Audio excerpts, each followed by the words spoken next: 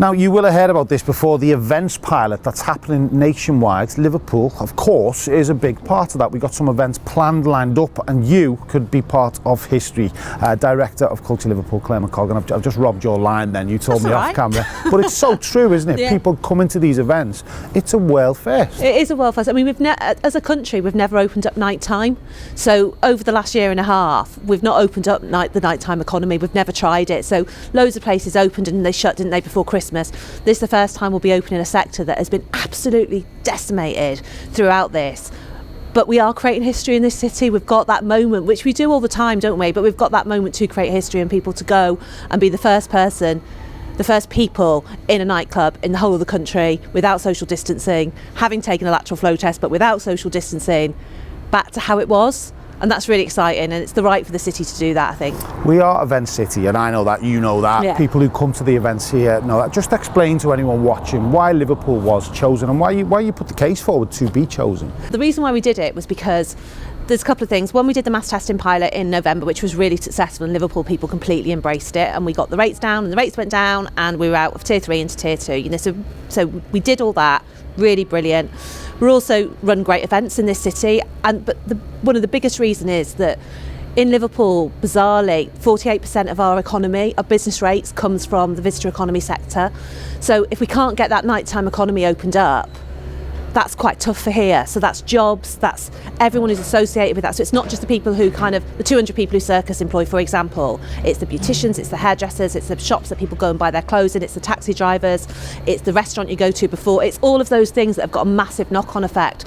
So until we can get the whole of that sector open, our economy is really suffering. And our people are really suffering because it's people's jobs at the end of the day. It's so true. You look at the Grand National last weekend and you think about everything that feeds off an event like that every single year. It's been catastrophic for the taxi drivers, for the beauty salons. So it's a great thing that this is happening. Tell us exactly what is happening though, because this is what we don't know yet. So what is going to happen in Liverpool? Now this is what's really odd, because normally when we do events we're completely in control, aren't we? But we're not, because we're working with 4 different national departments in government. We've got science boards, we've got some of the greatest minds in the world working on kind of the testing methodology around this. So it is changing, it can change. So whatever I say now might be changed by tomorrow. But at this moment in time where I'm standing here, we've got Luna Cinema, which is opening on the 23rd to 25th of April. Outdoor cinema event, a chance to go and see a film with your friends, with your partner, with whatever. Just go and see a film and sit next to someone and have a drink and all those things that would be great in a really beautiful location somewhere on the waterfront. So that's the first one. And then we've got the Good Business Festival. So we've got a business event. So for the first time ever, actually, business conferencing, we'll trial that. So it would be as if you were going to a business conference that you went to 18 months ago. We'll do it for a couple of hours in the arena and test how that works. And then the other one is with nightclubs. So we're working with Circus. Well, Circus are delivering a 2-nighter in the end of April, beginning of May, that is testing a nightclub with no social distancing.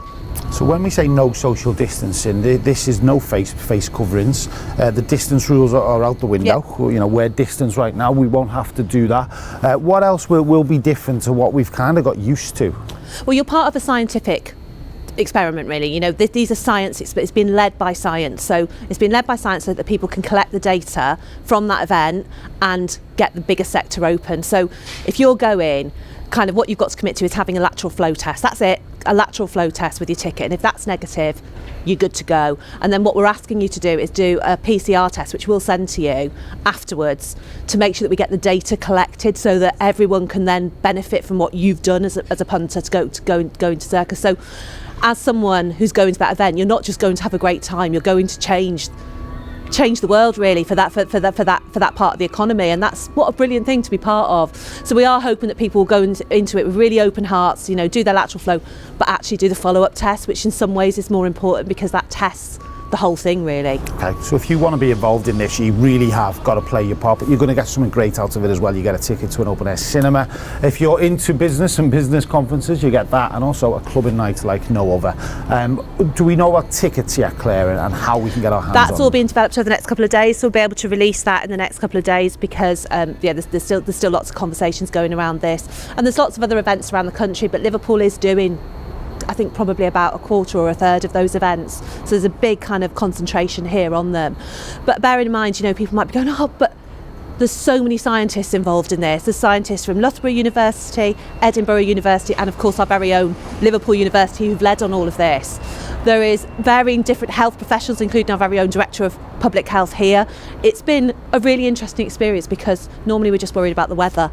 With this one, there's just lots of other levels of complication to worry about. We have got to say, and we have seen on social media a few people saying, well, are we guinea pigs? Could this spike now in Liverpool? This is going to be really controlled, isn't it? So there is lots and lots of safety measures still in place behind the scenes. Oh gosh, yeah. I mean, I just talked about some of the scientists that are involved in this. This has gone to the highest levels of government. There's something called the Events Research Programme that is a board of just people at the top of their game where every single decision you make goes through. So it goes through about 6 different layers, and then it also goes through our own city, SAG and JAG as well, you know, so our Safety Advisory Group and our Joint Agency Group. So it just goes through every single kind of gateway, if you like, to get through these events have done, which is what's made them so complex. And you know, the way of getting to those events will be slightly different than people are used to. You know, you will have to fill in a questionnaire because we are doing a science experiment. We are doing that, but you know, there was a lot of very, very, very bad misinformation that went out calling, you know, about vaccine passports. We are not doing that. It is literally what we're all used to doing now.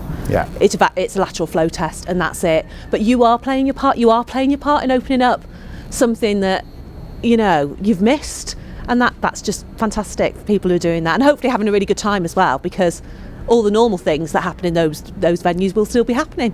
In your opinion, Claire, I've wanted to ask you this for 12 months now. Will we see giants back on the streets? Will we see firework displays like we've seen for River of Light? Will we see lymph happen again in this city? And when do you see that happening? Oh God, I really hope so. I think what was really interesting, we've just finished River of Light, and that's outdoors. So we planned that event very particularly around COVID. So you walked around the event and you kind of didn't really stay still for very long in any different place. It was a trail rather than a one-stop standing at a stage looking at a stage event. I think they're trickier because it's all about how long, and I can't believe I know all this, it's about how long you stay in contact with someone. So I think over the next year we'll be doing a lot of kind of those big trails that you saw with River of Light, a lot of events like that, you know, but this is why we're doing these trials, because whatever information we gather will inform the football parades, will inform the music festivals, will inform all of that. That data will go towards what could be. So it's all for the future, which is a great thing, and of course Liverpool, as always, at the forefront of that. And we could have ducked. I think it's important. We could have just gone, do this in do this somewhere else, do this in Manchester, do it in London, do it somewhere else, and we didn't. And I think that's what's important about this city as well, that we know how important it is to get this back up and running. And if no one puts their head up or their hand up and says, let's do it, nothing's going to happen. So those places will not open. Those people will be unemployed. You know, it's not going to happen unless someone makes that first step. And I think that's really important about this city, that we do that. Okay, if you want to be involved in this, we're going to put all the info online, theguideliverpool.com, and stay with Culture Liverpool as well. They'll give you updates. Claire McColgan, Director of Culture Liverpool, thank you very much. We'll see you at that open air cinema. Yeah, certainly not at the circus. I'll be there. Far too old. I'll be there. Far too old.